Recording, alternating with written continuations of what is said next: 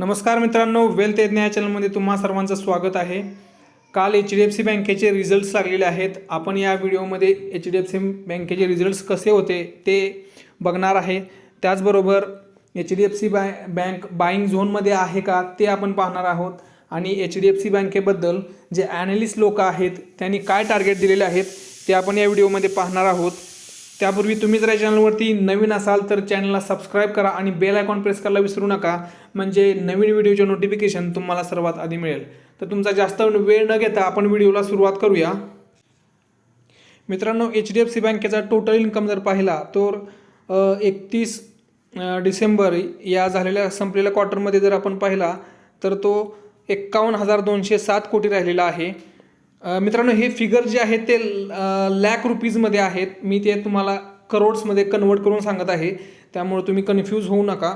जे स्क्रीनवर जे फिगर्स तुम्हाला दिसत आहेत ते लाख रुपीजमध्ये आहेत आणि ते मी तुम्हाला करोड रुपीजमध्ये कन्वर्ट करून सांगत आहे। मित्रांनो, जो 31 डिसेंबरला जे क्वार्टर संपलेला आहे त्यामध्ये टोटल इन्कम जो आहे HDFC बँकेचा तो 51,207 कोटी राहिलेला आहे। जर आपण क्वार्टर ऑन क्वार्टर बेसिसवरती जर पाहिलं तर मागच्या क्वार्टर्समध्ये तो 46,181 करोड्स होता आणि मागच्या वर्षी 2021मध्ये जो डिसेंबर संपलेला होता त्यावेळी तो 40,651 कोटी राहिलेला होता।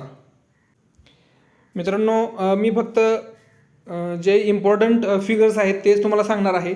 तो मला बाकी फिगर जे आहेत ते तुम्ही स्क्रीनवरती पाहू शकता आणि तुमच्या लिजर टाईममध्ये ते तुम्ही व्यवस्थित बघू शकता। मी फक्त तुम्हाला इम्पॉर्टंट जे फिगर्स आहेत ते तुम्हाला या व्हिडिओमध्ये सांगत आहे, नाहीतर व्हिडिओ फार मोठा होईल। तर आपण नेट प्रॉफिट जर पाहिलं, प्रॉफिट आफ्टर टॅक्स जर पाहिलं तर आता हे डिसेंबर क्वार्टरमध्ये जो संपलेला आहे त्यामध्ये 12,259 कोटी रुपयेचं प्रॉफिट झालेलं आहे बँकेला। क्वार्टर ऑन क्वार्टर बेसिसवरती जर पाहिलं तर मागच्या क्वार्टरमध्ये 10,605 कोटीचं प्रॉफिट झालेलं होतं आणि ह्याच क्वार्टरमध्ये मागच्या वर्षी जर पाहिलं 2021ला जो संपलेला क्वार्टर आहे त्यामध्ये 10,342 करोडचं प्रॉफिट झालेलं होतं।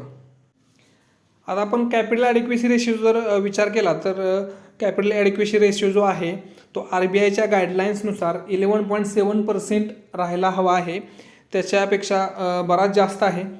2021ला जे क्वार्टर संपलेला होतं डिसेंबरचं त्यामध्ये 19.53 एवढा होता।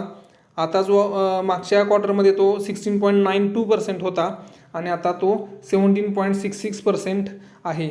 मित्रांनो, आता बघितलं तर सगळ्याच बँकांना जी आहे ती कॅपिटलची जास्त गरज भासत आहे त्यांनी, त्यामुळे त्यांचे जे FDवरती आणि सेविंग्ज अकाउंटवरती जे डिपॉझिट्स होते त्यामध्ये सुद्धा त्यांनी रेट इन्क्रीज केलेले आहेत आणि त्यांना चांगली ग्रोथ पुढं दिसत असल्यामुळं ते कस्टमरला जास्त ॲक्वायर करण्यासाठी ते चांगली डिपॉझिट देत आहेत। ॲक्च्युली हे आपल्याला पॉझिटिव्हली घेतलं पाहिजे की कंपनीला जास्त ग्रोथ पुढं दिसत असल्यामुळं त्यांना ते कॅपिटल ॲडिक्वेसी रेशो त्यांनी कमी केलेला आहे। सुरुवातीला ज्यावेळी कोविडचं जे प्रॉब्लेम आलेला होता त्यावेळी कंपनी थोडीशी कन्झर्वेटिव्ह झालेली होती आणि त्यामुळे त्यांनी कॅपिटल ॲडिक्वेसी रेशो जो आहे तो त्यांचा आपला वाढवलेला होता, आता तो थोडासा कमी केलेला आहे। पण इथं कोणताही प्रॉब्लेमॅटिक नाही आहे।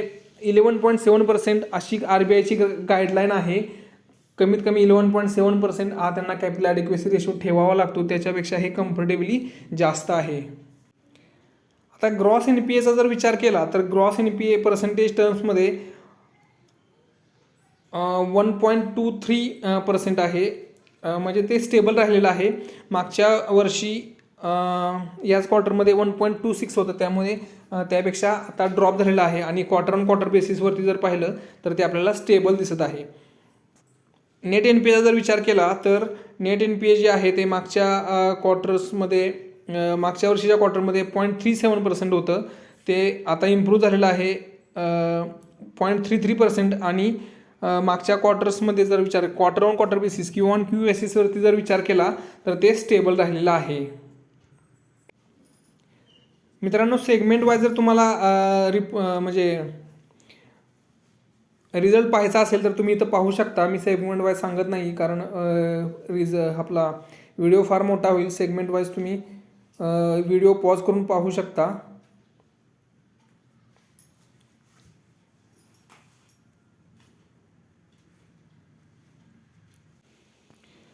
मित्रांनो, कोणत्याही कंपनीचा आपण ज्यावेळी रिझल्ट पाहत असतो त्यावेळी त्यामध्ये ऑडिटर्स जे रिमार्क्स असतात ते फार महत्त्वाचे असतात. तर तुम्ही हे ऑडिटरचे रिमार्क जे आहे ते वाचू शकता. मी तुमच्यासाठी इथं ऑडिटरची जी रिमार्कची शीट आहे ती आणलेली आहे. तर इथं कोणताही प्रॉब्लेम त्यांनी हे केलेलं नाही आहे, रेज केलेलं नाही. काही कंपनीमध्ये जर प्रॉब्लेम असला तर ऑडिट ते क्लिअरली डिक्लेअर करतात. त्यांना डिक्लेअर करणं मॅन्डेटरी असतं. तर तुम्ही हे पाहू शकता.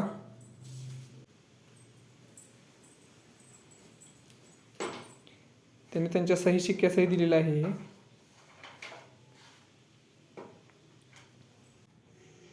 मित्रांनो, आता जे आपण रिझल्ट पाहिलेले आहेत ते आपण कन्सॉलिडेटेड रिझल्ट्स पाहिलेले होते. आता स्टँड अलोन रिझल्ट जर HDFC बँकेचा विचार केला तर त्यामध्ये बँकेचा रिव्हेन्यू जो आहे तो 18.3% वाढलेला आहे आणि तो 31,487 करोड एवढा राहिलेला आहे. आणि मागच्या वर्षी ह्याच क्वार्टर्समध्ये तो 26,627 कोटी राहिलेला होता. म्हणजे त्यामध्ये आपल्याला 18.3%ची जबरदस्त ग्रोथ दिसत आहे. आणि net trading and mark to the market हे जर आपण कॅन्सल केलं तर तो रेव्हेन्यू जो आहे तो 22.1% एवढा ग्रोथ राहील. नेट इंटरेस्ट इन्कमचा जर विचार केला तर तो इयर ऑन इयर बेसिसवरती 24.6% वाढलेला आहे. मागच्या वर्षी हा 18,443 कोटी होता आणि आता जो आहे तो 22,987 कोटी एवढा राहिलेला आहे. मित्रांनो, कोणत्याही बँकेचं ज्यावेळी आपण रिझल्टचं ॲनालिसिस करतो त्यावेळी NII म्हणजे नेट इंटरेस्ट इन्कम जो आहे हे त्याचं ब्रेड अँड बटर इन्कम असतं. बाकीचं ऑदर फीज अँड बाकीचे जे आहे ते त्यांच्यासाठी एवढं महत्त्वाचं नाही, कारण त्यांचं जे ब्रेड अँड बटर बिझनेस जो आहे तो त्यांचा जो व्याज त्यांना मिळत असतं त्याच्यावरती कंपनी चांगली चाललेली असते. आणि त्यांचं जे मेन इन्कम जो आहे तो नेट इंटरेस्ट इन्कम असतो आणि त्यामध्ये किती ग्रोथ होती आपण हे पाहणं आपल्यासाठी फार गरजेचं आहे. त्यामुळं नेट इंटरेस्ट इन्कमचा जर विचार केला तर ते 24.6% इयर ऑन इयर बेसिसवरती वाढलेलं आहे आणि हे फार पॉझिटिव्ह आहे बँकेसाठी. इथं त्यांनी फीज आणि कमिशन्स वगैरे बाकीचे जे त्यांना किती मिळालेले आहे ते पण तुम्ही इथं बघू शकता. टोटल बॅलन्स शीटची साईज जी आहे ती 22,95,000 कोटी एवढी जबरदस्त झालेली आहे. मित्रांनो, HDFC बँक जी आहे ती प्रायव्हेट सेक्टरमधली सगळ्यात मोठी बँक आहे सद्यस्थितीला इंडियामधली. मागच्या वर्षीचा जर विचार केला तर तो त्यामध्ये 18.4%ची ग्रोथ आपल्याला दिसत आहे. मागच्या वर्षी ही जी बॅलन्स शीट होती ती 19,38,286 करोड एवढी होती. टोटल डिपॉझिट जे आहे ते 17 लाख कोटी राहिलेले आहेत. ह्यामध्ये पण आपल्याला 19.9%ची ग्रोथ दिसत आहे. कासा डिपॉझिट जे आहे ते 12% ग्रोथ झालेलं आहे. सेव्हिंग अकाउंटचे जे डिपॉझिट जे आहेत ते 5,35,000 करोड एवढे राहिलेले आहेत.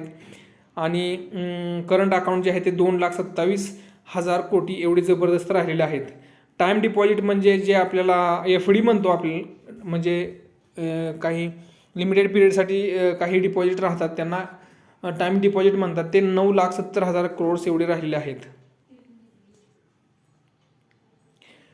टोटल ॲडव्हान्सेस म्हणजे कंपनीने किती लोन दिलेलं आहे त्यामध्ये कंपनीनं 15,06,809 करोड एवढं लोन दिलेलं आहे. लोन बुकमध्ये आपल्याला 19.5%ची ग्रोथ दिसत आहे.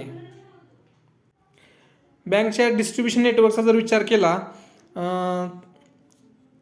तर 31 डिसेंबर हे जे क्वार्टर संपलेलं आहे त्यावेळी बँकेच्या 7,183 ब्रँचेस होत्या आणि 19,007 हे जे आहेत हे ATMs आहेत.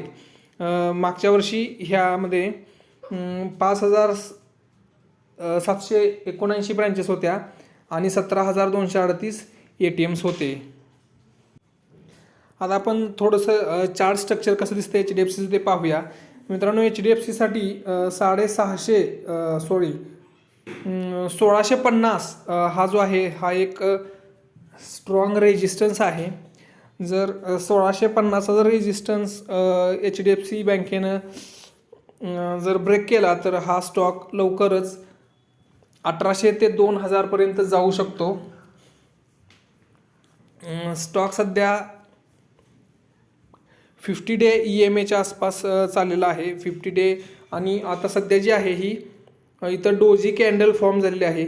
सोमवारी जर याच्यामध्ये प्रॉफिट बुकिंग वगैरे नाही झालं तर हा स्टॉक इथून मला कमीत कमी 1800 ते 2000पर्यंत जाताना दिसत आहे. फक्त त्यांनी ही जी लेवल आहे ही 1650ची लेवल ही त्यांनी जर ब्रेक केली तर हा स्टॉक जबरदस्त वरती जाऊ शकतो. ॲनालिस्टचं काय म्हणणं आहे ते आपण पाहूया.